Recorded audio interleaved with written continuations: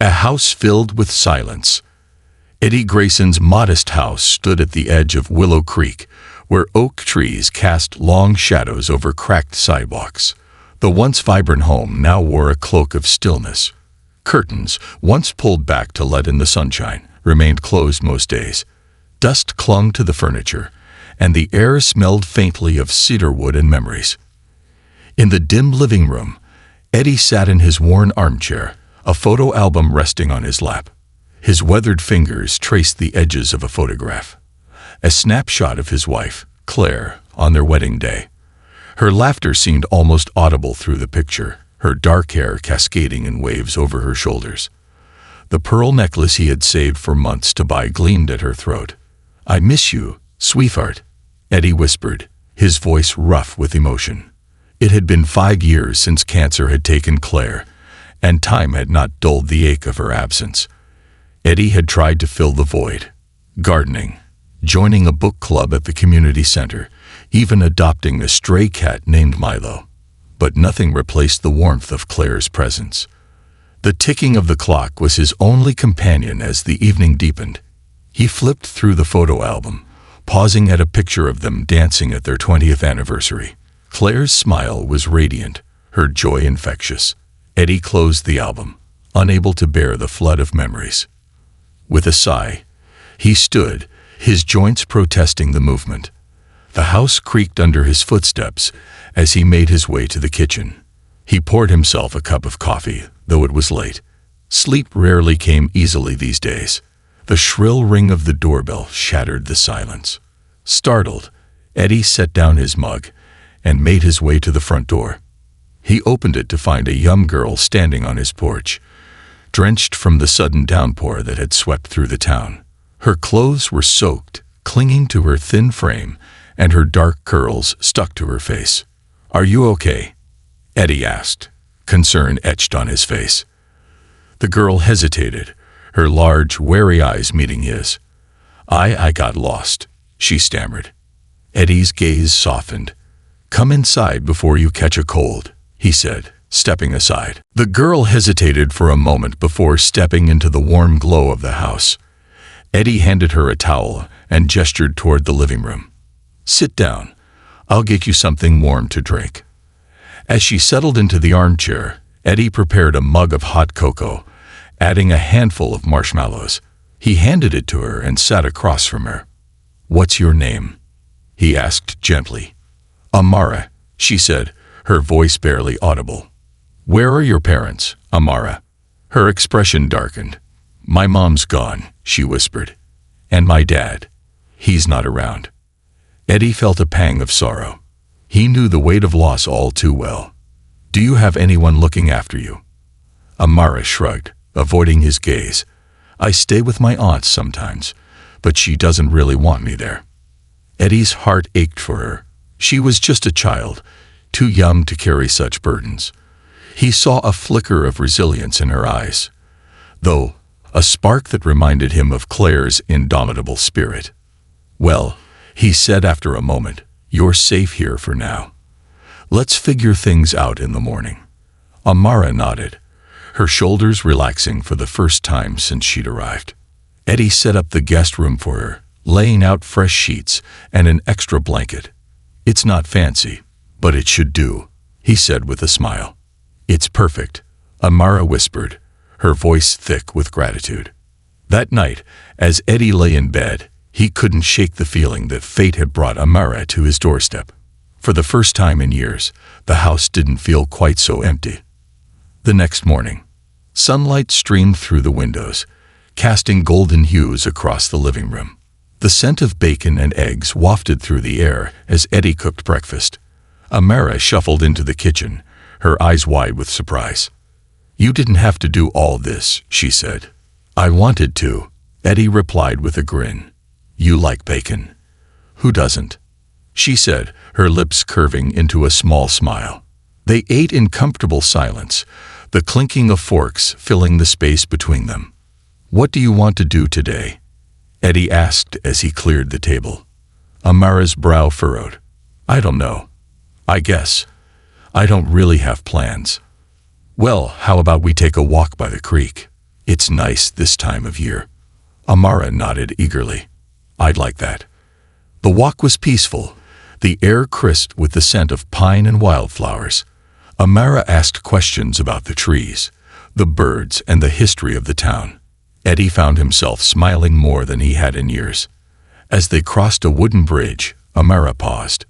"Why are you being so nice to me?" she asked quietly. Eddie looked at her, his expression serious.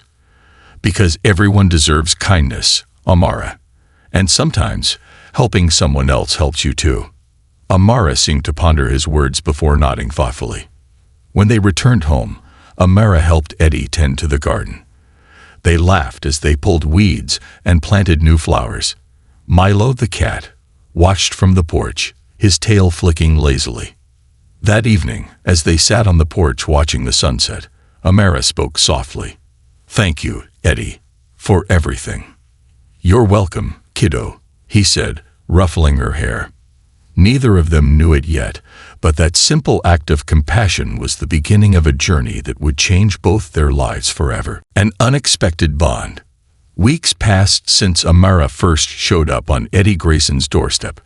What started as a temporary refuge gradually became something more, something neither of them had anticipated. Eddie found joy in having someone to care for again. His days, once filled with aching loneliness, were now punctuated by the sound of Amara's laughter and the endless questions she asked about life, the world, and everything in between. "Why do birds fly in a V shape?" she asked one afternoon as they sat on the porch. "It helps them cut through the wind better. They take turns at the front, so no one bird gets too tired," Eddie explained. "Smart," she said, nodding thoughtfully. "Kinda like people, huh? Taking turns helping each other." Eddie smiled. "Exactly."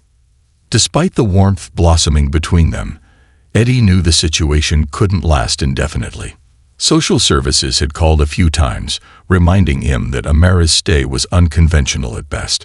She was technically under the care of her aunt, though Eddie suspected the arrangement was far from nurturing. One chilly autumn evening after dinner, Eddie decided to broach the subject. "Amara, can we talk?" She looked up from her plate, sensing the seriousness in his tone. "Okay. You know I've loved having you here," he began gently. "But I need to figure out what's best for you. Social services might want you to go back to your aunt." Amara's face hardened. "I don't want to go back there," she said firmly. Eddie hesitated. "Is it that bad?" "She doesn't care about me," Amara whispered. "She only took me in because she had to. She's always saying I'm a burden. Sometimes, she just locks me in my room when she doesn't want to deal with me." Eddie's chest tightened with anger. "You deserve better than that." Silence hung between them, heavy with unspoken fears. "What if I stayed here?" Amara asked hesitantly. Eddie's heart swelled, but doubt gnawed at him. "I'd like that, kiddo. But it's not that simple. There's a lot of paperwork and rules to follow." "I'll do anything to stay," she said earnestly. "Please, Eddie." He looked into her pleading eyes and made a decision. "Then we'll figure it out together." Navigating a new path. The next morning, Eddie called social services and explained the situation. They were skeptical at first. "Mr. Grayson, are you sure you're up for this? Adopting a child at your age isn't exactly typical," the caseworker said.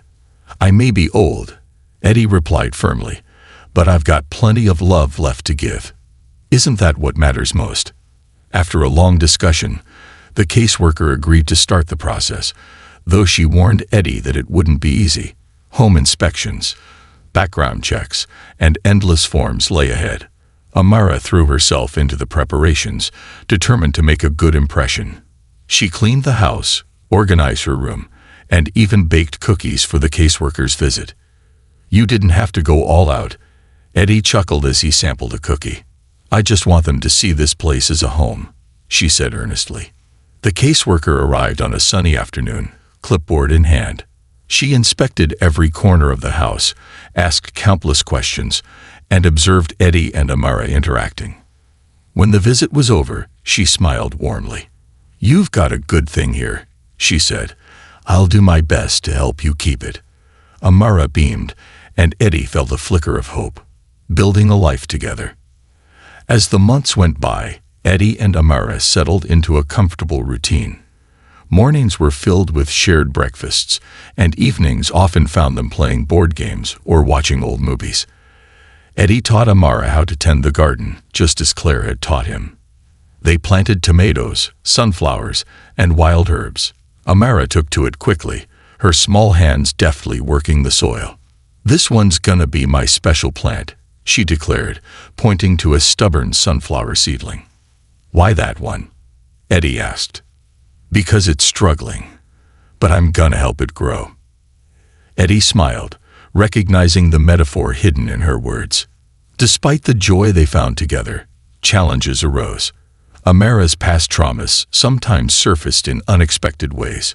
She had nightmares that left her trembling, and she struggled to trust that this new life was real. One night, Eddie found her sitting on the porch, her knees pulled to her chest. "Couldn't sleep?" he asked, sitting beside her. "I keep thinking, what if this doesn't last?" she admitted. "What if they take me away?" Eddie placed a reassuring hand on her shoulder. "I'm not going to let that happen, Amara. You belong here, with me." Her eyes glistened with unused tears. "I've never belonged anywhere before." "You do now," Eddie said firmly. The power of community. Word spread through Willow Creek about Eddie's decision to adopt Amara. Some neighbors were supportive, while others were skeptical. "She's a sweet girl," Mrs. Thompson, the elderly woman next door, said kindly. "You're doing a good thing, Eddie." But not everyone was as understanding. "You sure you know what you're getting into?" Mr. Bradley, a gruff old-timer, asked.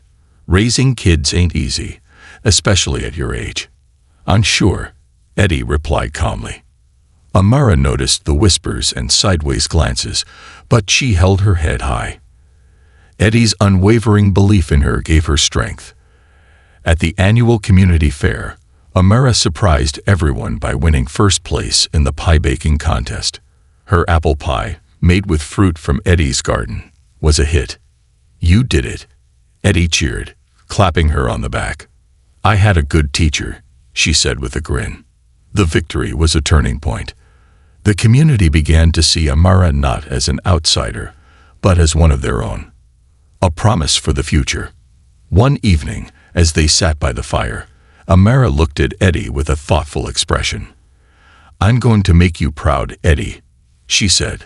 "Someday I'm going to do something big. Just wait." "You already make me proud, kiddo," he said softly. But deep down, Eddie knew she was destined for greatness. What neither of them realized was just how far their journey together would take them, and how Amara's promise would one day come full circle in ways Eddie could never have imagined. The winds of change. As the years passed, the bond between Eddie and Amara grew stronger, woven together by countless shared moments.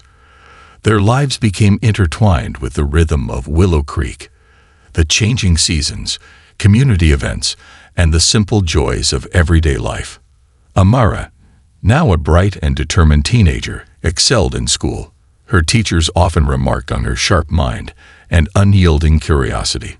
"She's got a fire in her," Mrs. Whittaker, her literature teacher, once told Eddie during a parent-teacher conference. "She's going places." Eddie couldn't have been prouder. Watching Amara grow into a confident young woman filled him with a sense of purpose he hadn't felt since Claire's passing. Dreams and doubts. One crisp autumn afternoon, Amara and Eddie sat on the porch, sipping mugs of hot cocoa. The leaves had turned brilliant shades of red and gold, carpeting the ground in a vibrant mosaic. "College applications are coming up," Amara said, her voice tinged with both excitement and apprehension. "Got any schools in mind?" Eddie asked. "There's this program at the University of Chicago that focuses on social justice and community leadership," she said eagerly. "It's competitive, but I think I have a shot." Eddie nodded thoughtfully. "Sounds perfect for you. You've always had a knack for wanting to make the world better." Amara's expression faltered. "But it's far from here." "And I don't want to leave you. Eddie smiled gently. Kiddo, my job was to help you find your wings. Now it's your turn to fly. I'll be just fine. Amara's eyes glistened. I don't know if I'm ready. You are, Eddie said firmly. And no matter where you go, this will always be your home. A community's love. Word spread through Willow Creek about Amara's ambition to attend the prestigious program. The community, which had once been wary of her presence, rallied around her. At a town hall meeting, Mrs. Thompson stood up. We ought to support that girl, she declared. She's one of us now. Neighbors organized bake sales, car washes, and donation drives to help cover Amara's tuition expenses. Even Mr. Bradley, the gruff old-timer, contributed. Figured it's about time I did something decent, he muttered as he handed Eddie a check. Eddie's heart swelled with gratitude. Thank you, Bradley. It means the world. By the time Amara's acceptance letter arrived, they had raised enough money to cover a significant portion of her expenses. You did it, Eddie cheered, holding up the letter. We did it, Amara corrected, her voice thick with emotion. A heartfelt goodbye. The day Amara left for college was bittersweet. Eddie helped her load her belongings into the car, his heart heavy despite his best efforts to hide it. You're gonna change the world, kiddo, he said as they stood by the car. I'll make you proud, Eddie, she promised. You already have. As the car pulled away, Eddie watched until it disappeared down the road. The house felt emptier than ever, but he knew this was just the beginning of a new chapter for both of them. Letters and milestones. Though miles separated them, Amara and Eddie stayed connected through letters, phone calls, and occasional visits. Dear Eddie, one letter began, I joined a student group that advocates for underprivileged youth. It reminds me of all the times you stood up for me when no one else would. I'm learning so much, and I can't wait to share it all with you. Eddie treasured each letter, reading them over and over. As the years went by, Amara's achievements continued to pile up. She graduated with honors, worked for a nonprofit organization in Chicago, and eventually became a prominent advocate for social justice.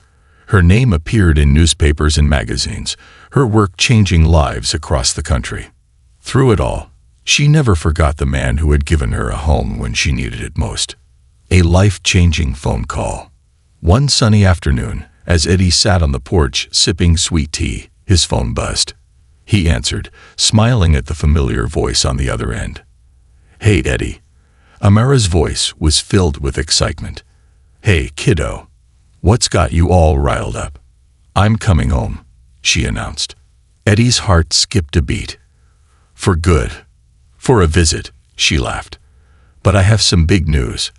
I want to tell you in person. Well, hurry on back then. I'll have Milo and a plate of cookies waiting for you. When Amara arrived a few days later, Eddie was stunned by how much she had grown. She carried herself with confidence and grace, her smile as radiant as ever.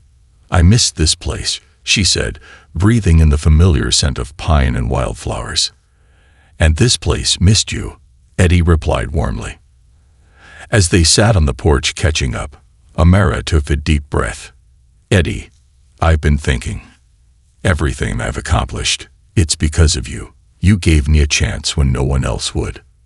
You did all the hard work, kiddo, Eddie said modestly. I want to repay you, she insisted. I have a surprise. Eddie chuckled. What is it? You know I don't need anything fancy. This isn't just for you. It's for Willow Creek too. You'll see.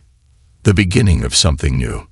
The next morning, Amara led Eddie to the town square, where a large crowd had gathered. A banner hung overhead. The Grayson Community Center, a place for growth and belonging. Eddie's eyes widened in disbelief. What's all this? It's my way of saying thank you, Amara explained. This center will provide resources for kids who need a safe space to learn and grow, just like you gave me. And it's named after you, Eddie. Eddie's throat tightened with emotion. You didn't have to do this. I wanted to, she said softly, because you changed my life. Now it's my turn to do the same for others. As the crowd cheered and the ribbon was cut, Eddie felt a profound sense of fulfillment. The small act of compassion he had shown all those years ago had come full circle, blossoming into something far greater than he could have imagined. And standing beside him was the girl who had become the heart of his world. A legacy in bloom. The grand opening of the Grayson Community Center was more than just an event. It was a celebration of resilience, love, and redemption. Townsfolk gathered under the warm afternoon sun, their faces bright with hope as Amara stood on the makeshift stage, microphone in hand. "I was just a scared little girl when I first came to Willow Creek," she began, her voice steady despite the wave of emotions. "But Eddie Grayson saw something in me when no one else did. He gave me a home, a family, and a reason to believe in myself. This center is my way of honoring him and paying forward the kindness that changed my life." The crowd erupted into applause. Eddie stood off to the side, his eyes glistening with tears. "You proud of her, old man?" Mrs. Thompson asked, nudging him with a grin. "More than words can say," Eddie whispered. As the ribbon was cut and the doors opened, children and families poured into the center, exploring its classrooms, library, and recreation areas. Laughter echoed through the halls, filling Eddie's heart with joy. A new purpose. In the weeks that followed, the community center became a hub of activity. Amara split her time between her work in Chicago and overseeing the center's programs. Eddie, despite his protests about being too old for all this, found himself volunteering as a mentor for the kids. "Mr. Grayson, how you grow tomatoes that big?" a curious boy named Leo asked one afternoon. "Patience and a little bit of love," Eddie said with a chuckle. The garden behind the center became a place of learning and connection. Eddie taught the children how to plant seeds, tend to the soil, and appreciate the simple joys of watching something grow. "You're a natural teacher," Amara said one day as they stood by the garden. "Just passing on what I know," Eddie replied modestly. "You've always done that," she said softly, "even when I didn't realize it." Challenges and sacrifices. Despite the success of the center, challenges arose. Funding was always a concern, and there were moments when Amara wondered if they could keep the doors open. One evening, as they sat on the porch, Amara sighed heavily. "Sometimes I'd wonder if I bit off more than I can chew." Eddie looked at her thoughtfully. "Anything worth doing comes with its share of struggles. But you're not alone in this. You've got me, and you've got this community behind you." "I just don't want to let anyone down," she admitted. "You won't," Eddie said firmly. "You've got too much heart for that." Determined to keep the center thriving, Amara organized a fundraiser gala. The entire town pitched in, and the event turned out to be a huge success. Local businesses donated supplies, and musicians volunteered their time to perform. By the end of the night, they had raised enough funds to keep the center running for another year. "You did it," Eddie said, beaming with pride.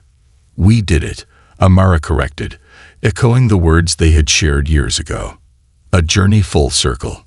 As the years went by, the Grayson Community Center became a beacon of hope for Willow Creek and beyond. Children who had once struggled found a place where they could thrive. Families who had felt isolated found a sense of belonging. Eddie, though older and slower, remained a constant presence at the center. His wisdom and gentle guidance were cherished by all who knew him. One evening, as the sun dipped below the horizon, casting the sky in hues of orange and pink, Amara sat beside Eddie on the porch. "You've built something incredible here," Eddie said, his voice filled with admiration. "So have you," she replied. "None of this would exist without you." Eddie smiled. "Just glad I got to see it all come together." Amara's brow furrowed slightly. "Don't talk like that. You've got plenty of time left." "Maybe," Eddie said softly. "But if I've learned anything, it's that time's precious. And I'm grateful for every moment I've had with you." Tears welled in Amara's eyes. "I love you, Eddie." "I love you too, kiddo." The ultimate sacrifice. Not long after that conversation, Eddie's health began to decline. Though he tried to hide it, Amara noticed the signs, the fatigue, the labored breathing, the way his hands trembled when he thought no one was looking. "I'm fine," he insisted one afternoon when she suggested a doctor's visit. "You're stubborn, that's what you are," Amara said, her voice tinged with worry. Eventually, Eddie relented, and the diagnosis was grim: advanced heart disease. "I've lived a good life," Eddie said calmly. "No regrets." But Amara wasn't ready to say goodbye. She threw herself into researching treatments, consulting specialists, and doing everything in her power to prolong his time. Through it all, Eddie remained her rock, offering wisdom and comfort even as his body grew weaker. A final gift. One sunny spring afternoon, Eddie sat in his favorite chair by the garden, watching the sunflowers sway gently in the breeze.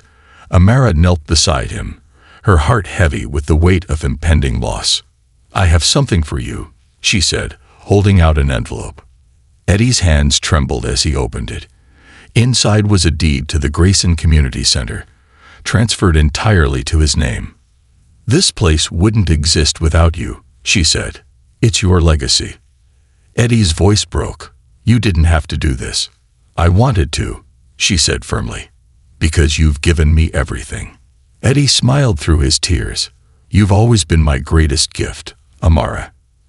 As the sun dipped below the horizon, casting the garden in golden light, Eddie took a deep breath, content and at peace. "I'm proud of you, kiddo," he whispered. "I know," Amara said, her voice steady despite the tears streaming down her face. "And I always will be." Eddie closed his eyes, his heart full of love and gratitude, as the world around him faded into a peaceful stillness. As the car pulled away, Eddie watched until it disappeared down the road. The house felt emptier than ever, but he knew this was just the beginning of a new chapter for both of them. Letters and milestones. Though miles separated them, Amara and Eddie stayed connected through letters, phone calls, and occasional visits. "Dear Eddie," one letter began, "I joined a student group that advocates for underprivileged youth. It reminds me of all the times you stood up for me when no one else would. I'm learning so much, and I can't wait to share it all with you." Eddie treasured each letter, reading them over and over. As the years went by, Amara's achievements continued to pile up. She graduated with honors, worked for a nonprofit organization in Chicago, and eventually became a prominent advocate for social justice. Her name appeared in newspapers and magazines, her work changing lives across the country. Through it all, she never forgot the man who had given her a home when she needed it most. A life-changing phone call. One sunny afternoon, as Eddie sat on the porch sipping sweet tea, his phone buzzed. He answered, smiling at the familiar voice on the other end. "Hey, Eddie." Amara's voice was filled with excitement. "Hey, kiddo. What's got you all riled up?" "I'm coming home," she announced. Eddie's heart skipped a beat. "For good." "For a visit," she laughed. "But I have some big news. I want to tell you in person." "Well, hurry on back then. I'll have Milo and a plate of cookies waiting for you." When Amara arrived a few days later, Eddie was stunned by how much she had grown. She carried herself with confidence and grace, her smile as radiant as ever. "I missed this place," she said, breathing in the familiar scent of pine and wildflowers. "And this place missed you," Eddie replied warmly. As they sat on the porch catching up, Amara took a deep breath. "Eddie, I've been thinking. Everything I've accomplished, it's because of you. You gave me a chance when no one else would." "You did all the hard work, kiddo," Eddie said modestly. "I want to repay you," she insisted. "I have a surprise." Eddie chuckled. "What is it?" "You know I don't need anything fancy. This isn't just for you. It's for Willow Creek too. You'll see. The beginning of something new." The next morning, Amara led Eddie to the town square, where a large crowd had gathered. A banner hung overhead. The Grayson Community Center, a place for growth and belonging. Eddie's eyes widened in disbelief. "What's all this?" "It's my way of saying thank you," Amara explained. This center will provide resources for kids who need a safe space to learn and grow, just like you gave me. And it's named after you, Eddie." Eddie's throat tightened with emotion. "You didn't have to do this." "I wanted to," she said softly, "because you changed my life. Now it's my turn to do the same for others." As the crowd cheered and the ribbon was cut, Eddie felt a profound sense of fulfillment. The small act of compassion he had shown all those years ago had come full circle, blossoming into something far greater than he could have imagined. And standing beside him was the girl who had become the heart of his world, carrying the torch. The morning after Eddie's passing was heavy with silence.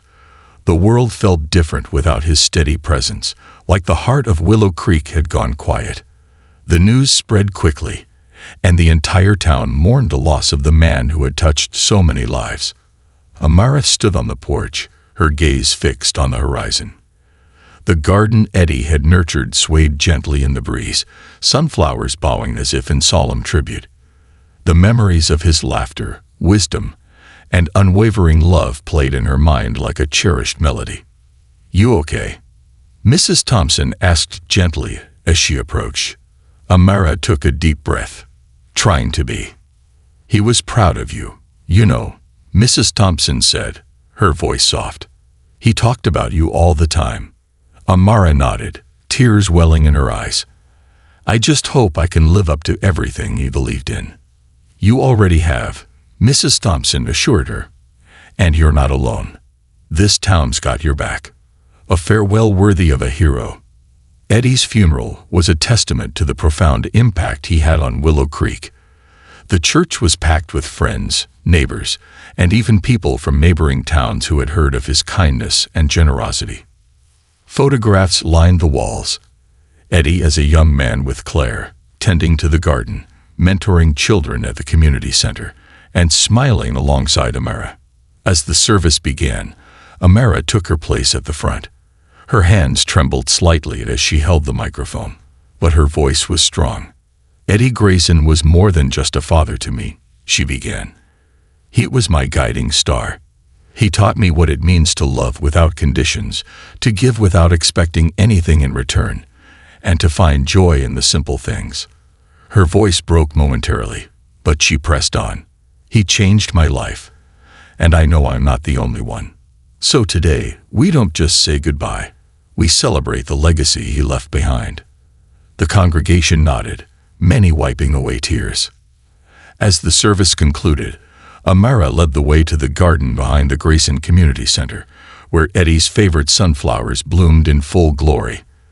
The townsfolk gathered, each holding a sunflower to place in his honor. "This garden was his sanctuary," Amara said softly, "and now it's ours to tend and cherish." A new beginning. In the weeks that followed, Amara threw herself into her work at the community center. The grief lingered, but so did the resolve to carry forward Eddie's legacy. One afternoon, as she sorted through Eddie's belongings, she found a weathered journal tucked beneath a stack of old photographs. The pages were filled with his musings, thoughts about life, love, and the lessons he had learned along the way. "Planting seeds isn't just about growing crops," one entry read. "It's about believing in the future, even when you can't see it yet." Amara smiled through her tears. His words were a reminder of the enduring hope he had always carried. The ripple effect. The Grayson Community Center flourished under Amara's leadership. New programs were introduced, including mentorship initiatives for at-risk youth and vocational training for adults. One day, a young girl named Mia approached Amara hesitantly. "Miss Amara, can I talk to you?" "Of course, sweetheart," Amara said, kneeling to her level. "My mom's been sick, and it's been really hard," Mia admitted. "But I like coming here. It makes me feel safe." Amara's heart ached for the girl. "You're not alone, Mia. We're here for you."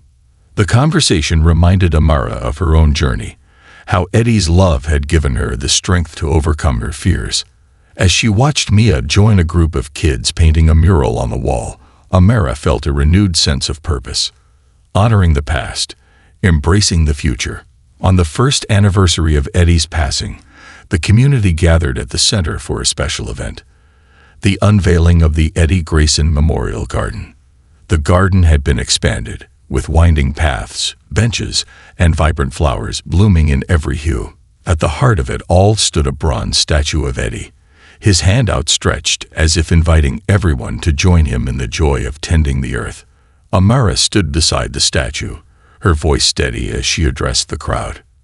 Eddie believed in the power of community, she said. He taught us that one act of kindness can change the world. This garden is a testament to his legacy, a place where dreams can take root and grow. The crowd erupted into applause, and Amara felt a sense of peace wash over her. A letter to the future. That evening, as the stars shimmered above, Amara sat by the garden with Eddie's journal in her lap. She flipped to the final page, where his handwriting trailed off.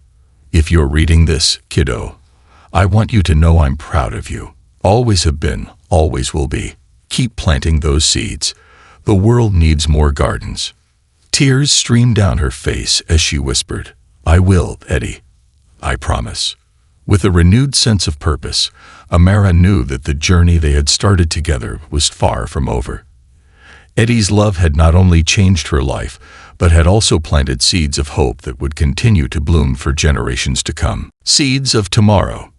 Years passed, and time gently transformed Willow Creek. The Grayson Community Center had become more than just a building.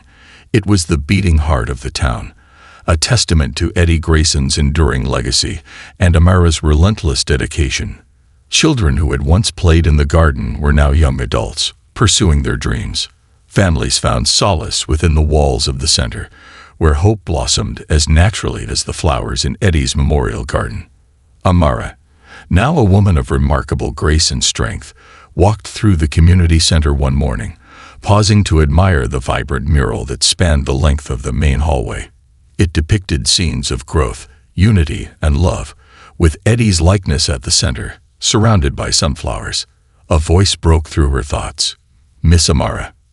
Turning, she saw Mia, now a confident teenager, running toward her. Mia, how's college prep going? Amara asked with a warm smile. Great, I just got accepted into the state university. Mia beamed. That's amazing, Amara said, pulling her into a hug. Eddie would be so proud of you. I wouldn't be here without you. And him, Maya said softly. Thank you for believing in me. A new chapter. That evening, as Amara sat on the porch of the Grayson home, she felt a familiar ache in her chest, the bittersweet longing for Eddie's presence. The house was filled with memories, each room echoing with his laughter and wisdom. The garden, now lush and thriving, stretched before her, bathed in the soft glow of twilight. Amara's gaze lingered on the statue of Eddie, his bronze hand forever outstretched toward the future. I hope I'm doing right by you, she whispered. The wind rustled the sunflowers, as if carrying Eddie's reassurance. A surprise visit. The following week, Amara received an unexpected letter in the mail. It was from the state governor, inviting her to an award ceremony in recognition of her contributions to the community. You're practically famous now, Mrs. Thompson teased when Amara shared the news. I'm just doing what Eddie would have done, Amara said modestly. On the day of the ceremony, Amara stood on stage, surrounded by dignitaries and community leaders. As the governor presented her with a plaque, she felt a wave of emotion. This isn't just my award, she said into the microphone. It belongs to Eddie Grayson and the entire community of Willow Creek. Together, we've built something beautiful, something that will continue to grow. The audience rose to their feet, applauding her heartfelt words. Passing the torch.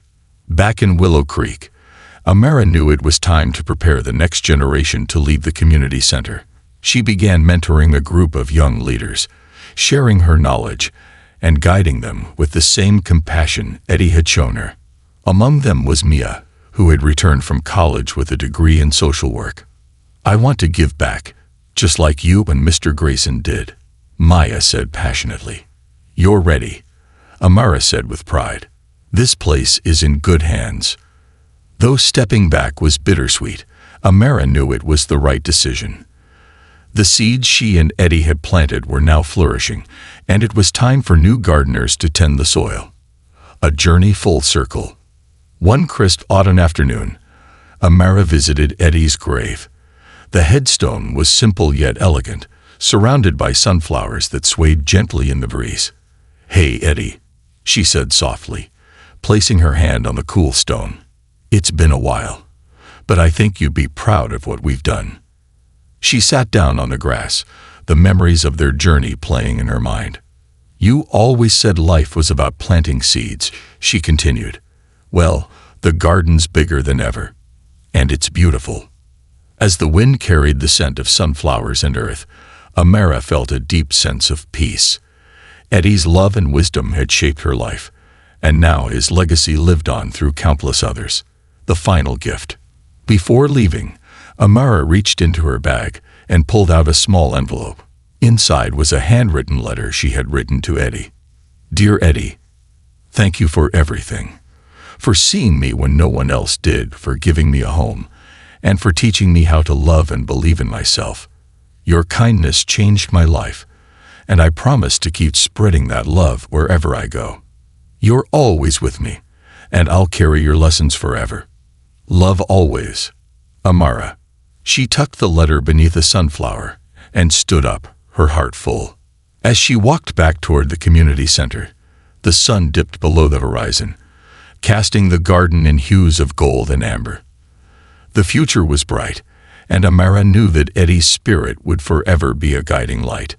The seeds he had planted would continue to bloom, carrying their story forward for generations to come. A legacy that never fades. The years continued to roll by, bringing change and growth to Willow Creek. The Grayson Community Center stood as a beacon of hope, its walls echoing with the laughter of children, the determination of young dreamers, and the quiet triumphs of families rebuilding their lives.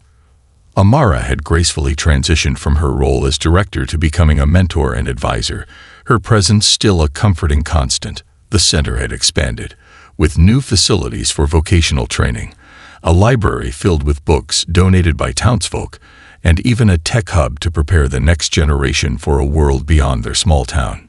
Mia, now the dynamic leader of the center, carried forward Eddie's spirit and Amara's vision. Her energy was infectious, inspiring everyone she met. "Miss Amara," Maya said one afternoon as they walked through the garden, "we couldn't have done any of this without you." Amara smiled warmly. "You give me too much credit. This place was built on love. Eddie's love for this community and the love we all share for each other. That's what keeps it thriving." An unexpected visit.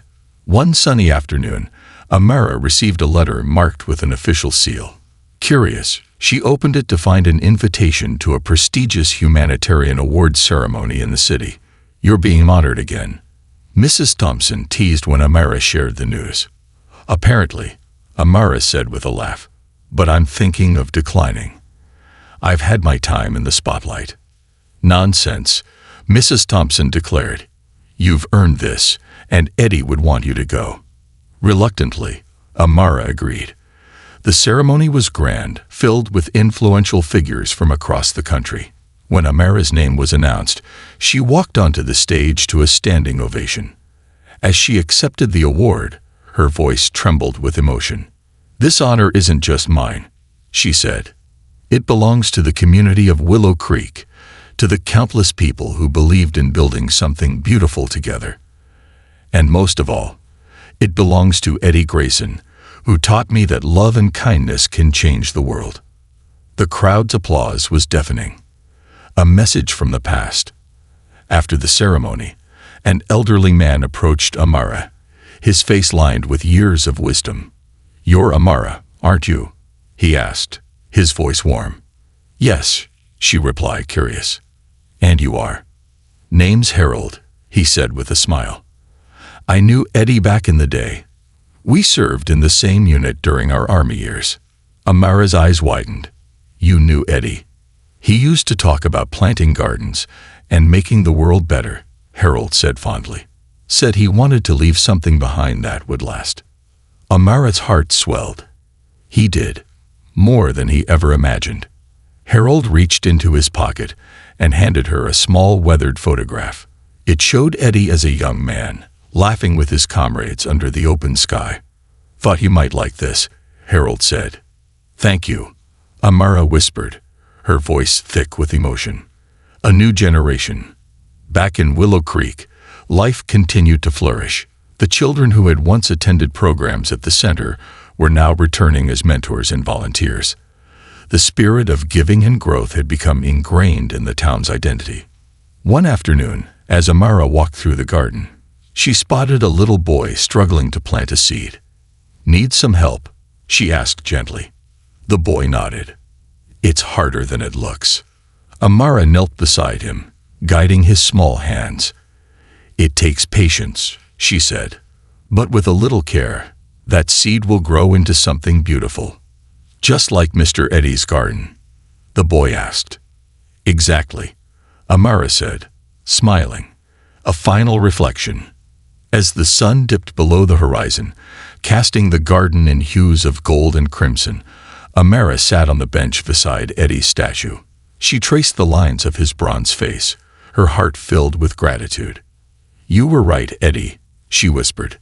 "Planting seeds isn't just about gardens. It's about hope, love, and believing in the future." The wind rustled the sunflowers, as if echoing his timeless wisdom. Amara closed her eyes, letting the peace of the moment wash over her. Eddie's legacy was alive and thriving, woven into the very fabric of the community they had built together. And as long as the sunflowers bloomed and the laughter of children filled the air, his memory would never fade.